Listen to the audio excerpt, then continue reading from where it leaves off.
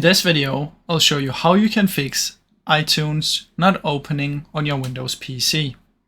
Now the first thing you want to do is search for iTunes down here, right click on it and go to the app settings. In here what you want to do is scroll down and look for reset. First press repair. After it's done repairing, press reset and see if it now works. The other thing you can do is open up Task Manager, go into details, sort by the name, click anywhere and press I. And as you can see, there's nothing with I for me, but if it goes to iTunes somewhere, you want to press on the iTunes and in the task. Now then try and reopen it and see if it works.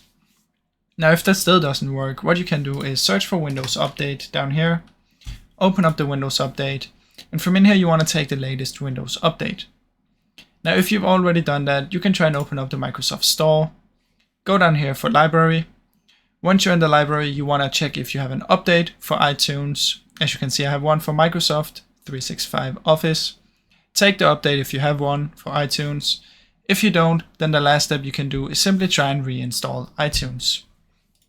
So simply what you want to do is you want to come down here, search for apps and features. In here, search for iTunes.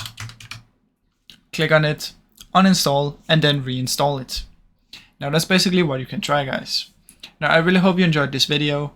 If you did, please leave a like and subscribe, as it helps me out a ton. Thank you so much for watching.